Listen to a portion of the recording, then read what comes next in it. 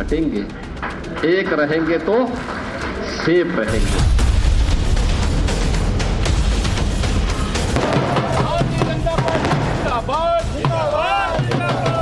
लूट और झूठ की जो पॉलिटिक्स है, अब इसके अंत की उद्घोषणा भी यह चुनाव है।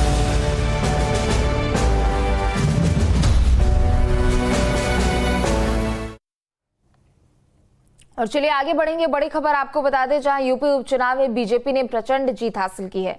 9 में से 7 सीट जीतकर बीजेपी ने इतिहास रचा है। मुस्लिम बहुल सीट कुंदरकी में समाजवादी पार्टी की जमानत जब्त हो चुकी है। कुंदरकी सीट पर बीजेपी की जीत ने सबको चौंकाया है।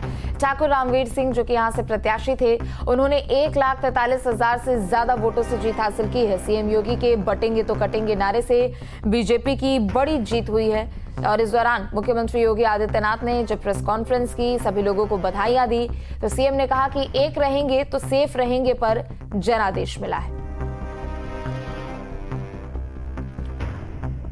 उत्तर प्रदेश की 9 विधानसभा सीटों में से बीजेपी ने 7 सीट अपने पाले में की है, जिसने एक बार फिर से लोगों में उत्साह भी देखने को मिल रहा है। लेकिन दूसरी तरफ बात अगर कुंदरकी सीट की करें तो यहां पर सबसे ज्यादा दरअसल ये जो कुंदरकी सीट से बीजेपी ने जीत हासिल की है वो चौंकाने वाला है। वो चौंकाने वाला इसलिए है क्योंकि यहां पर 31 साल बाद बीजेपी ने जीत हासिल की है। लगातार यहां से समाजवादी पार्टी का दबदबा रहा है और 1,43,000 से भी ज्यादा वोटों से जीत यहां पर ठाकुर रामवीर सिंह ने दर्ज की है। और उत्तर प्रदेश की 9 में से 7 विधानसभा सीटें जिस पर बीजेपी ने अपना परचम लहराया और एक बार फिर से इस चुनाव को लेकर बीजेपी ताल ठोकती हुई नजर आई। और चलिए अविनाश हमारे साथ जुड़ चुके हैं और भी अधिक जानकारी के लिए। अविनाश, 9 विधानसभा सीटें हैं जिनमें से 7 पर बीजेपी ने कब्जा किया और निश्चित तौर पर सभी के परिणाम अपने आप में काफी ज्यादा यहां पर अंकित करते हैं, काफी चीजों को यहां पर सामने लाते हैं। लेकिन कुंदरकी वो सीट जहां पर एक तरीके से कहा जा रहा था कि बीजेपी अब कुछ खास कमाल नहीं कर पाएगी, लेकिन आप समझिए कि 1,43,000 जहां पर तुर्क वोटर सबसे ज्यादा है, बर्क परिवार की पूरी राजनीति वहां से चलती है, समाजवादी पार्टी की राजनीति पूरी वहां से चलती है और वहां पर बीजेपी ने इतने बड़े अंतर से जीत हासिल की है।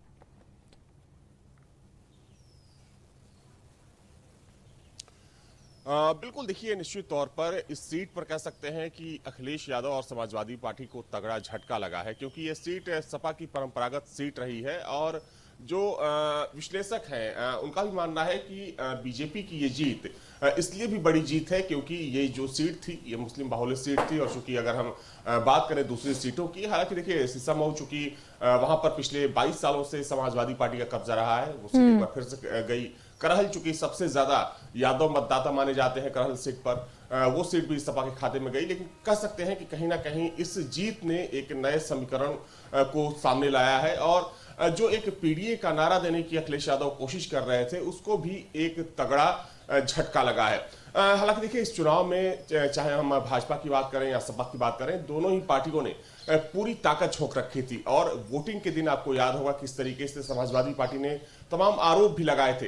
हालांकि चूंकि चुनाव कराना, निष्पक्ष चुनाव कराना इलेक्शन कमीशन का काम है और ऐसे आरोप पहले भी लगते रहे हैं, लेकिन इस चुनाव के बाद और इस बाई इलेक्शन के नतीजों की बात कह सकते हैं कि अब आने वाले समय में चूंकि कल जिस तरीके से बीजेपी मुख्यालय में जो तस्वीर देखने को मिली कि सीएम योगी, दोनों डिप्टी सीएम, साथ में जो संगठन के बड़े पदाधिकारी थे वहां पर मौजूद थे और जिस तरीके से मुख्यमंत्री ने कहा कि ये जीत आने वाले समय में बीजेपी के कार्यकर्ताओं के उत्साह को और बढ़ाने का काम करेगी, तो इसमें कोई दो राय नहीं। हालांकि देखिए अब कह सकते हैं कि 27 के इलेक्शन से पहले, चूंकि 27 में विधानसभा का चुनाव होना है, 27 के इलेक्शन से पहले ये एक बड़ी एक्सरसाइज मानी जा रही थी दोनों पार्टियों के लिए। चूंकि 9 सीटें थी, हालांकि 10 सीटों पर उपचुनाव होना था, लेकिन मिल्कीपुर में उपचुनाव नहीं हो पाया। लेकिन कह सकते हैं कि ना सिर्फ कुंदरकी बल्कि कटहरी, आपको देखिए कटहरी चूंकि वो सीट है जो सीट बीजेपी के वोटों के लिहाज से या फिर जो एक कास्ट इक्वेशन की बात होती है उसके लिहाज से बहुत ज्यादा मुफीद नहीं मानी जाती है, लेकिन वहां पर भी ठीक ठाक वोटों से जो धर्मराज निषाद हैं भारतीय जनता पार्टी के उम्मीदवार, उन्होंने जीत हासिल की। तो ये दोनों सीटें कह सकते हैं कि जिस तरीके से इन दोनों सीटों पर जितना ही ज्यादा चौंकाने वाला अगर हम कुंदरकी के आंकड़ों की बात करें वो है, लेकिन दूसरी तरफ कटेहरी भी है। 1991 में बीजेपी ने कहीं यहां पर जीत हासिल की थी और 3 दशक का समय लगातार बीजेपी के लिए काफी ज्यादा यहां पर चुनौतीपूर्ण रहा था। हालांकि नफा नुकसान की अगर बात करें तो बीजेपी जहां एक तरफ अपने आप को लोकसभा चुनाव में जो डैमेज मिला था उसका कंट्रोल करने में साबित हुई है, तो दूसरी तरफ कहीं ना कहीं समाजवादी पार्टी के गढ़ से जो 2 से 3 सीटें उनके हाथ से निकली है वो भी एक बहुत बड़ा मैसेज यहां पर देने की कोशिश की जा रही है। और मझवा भी सीट है जहां पर समाजवादी पार्टी ने पूर्ण यहां पर आजमाइश कर दी थी, जी जान लगा दी थी, लेकिन फिर वही नतीजा रहा और मझवा सीट से भी समाजवादी पार्टी को अब यहां पर काफी इंतजार करना पड़ रहा है।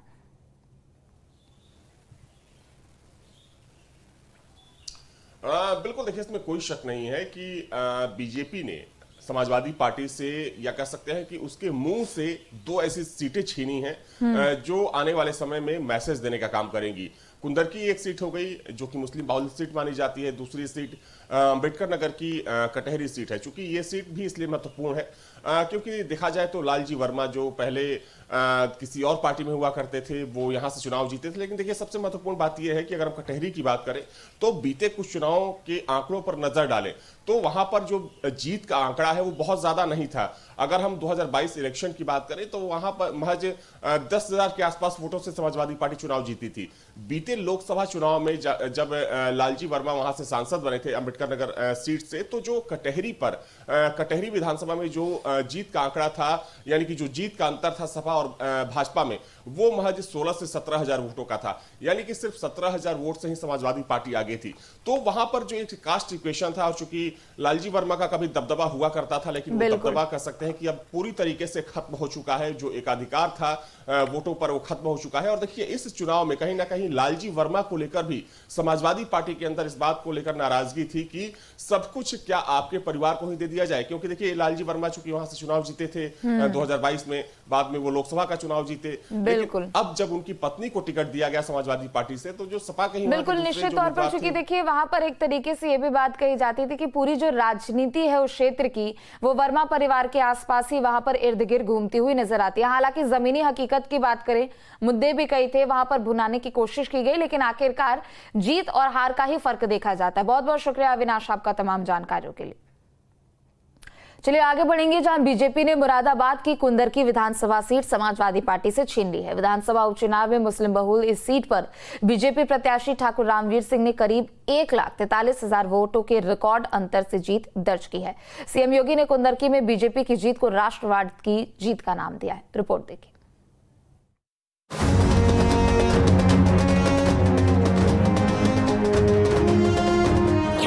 कुंदरकी में खेला बीजेपी की जीत की बेला।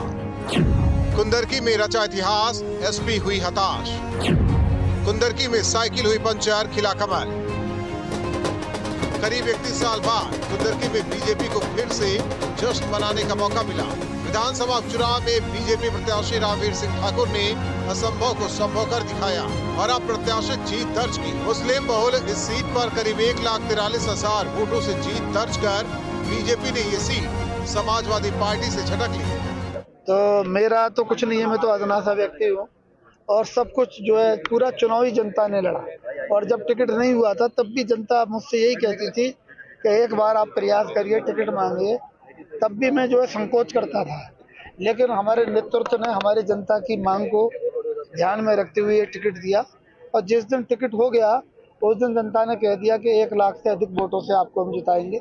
मैं फिर भी ये मानता रहा कि जनता को अनुभव कम है, मैं चुनाव लड़ चुका हूँ, मुझे अनुभव ज़्यादा है, लेकिन अंत व गत्वा में ये समझ गया कि मुझे अनुभव कम था और सम्मानित जनता को और कार्यकर्ता को अनुभव ज़्यादा था। मौका मिला तो पार्टी कार्यकर्ताओं ने खूब जश्न मनाया। मुख्यमंत्री योगी आदित्यनाथ ने कुंदरकी की जीत को राष्ट्रवाद की जीत का नाम दिया। ये जनता पार्टी की विजय, ये राष्ट्रवाद की विजय है। ये राष्ट्रवाद की विजय है, विरासत और विकास की विजय है।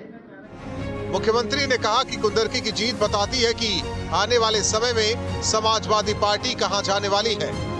हर व्यक्ति को अपनी जड़ और अपनी मूल की याद आती है और मुझे लगता है कि जो लोग कभी भूले भटके रहे होंगे उन सबको, किसी को अपना गोत्र याद आया होगा, किसी को अपनी जाति याद आई होगी।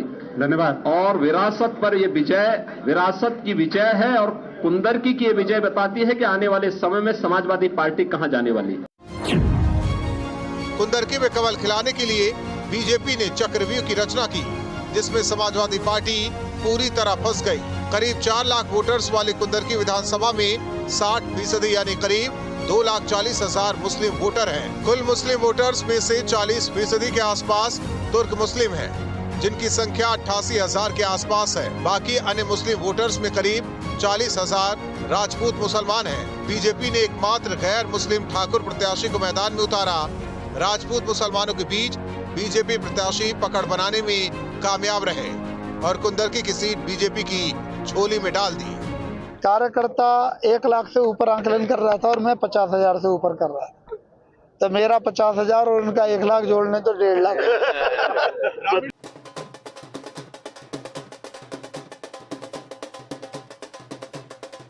समाजवादी पार्टी का गढ़ कहे जाने वाले कुंदरकी में साइकिल के पहियों से ऐसे हवा निकल गई कि पहिए चलना बंद हो गए। हालांकि भारतीय जनता पार्टी की इस जीत पर जहां मुस्लिम बहुल्य सीट पर दांव खेलने वाली भारतीय जनता पार्टी इस बार सफल होती नजर आई है, तो इससे साफ जाहिर यह होता है कि मोदी के साथ मुसलमान अब जुड़ता हुआ नजर आ रहा है। तो वहीं भारतीय जनता पार्टी से मुसलमानों को काफ़ी उम्मीदें भी हैं। वहीं रामवीर ने जो विकास का दावा किया है उस पर वो कितना खरा उतरेंगे ये देखने वाली बात होगी। समेंद्र के साथ से दो असली न्यूज़ स्टेट मुरादाबाद।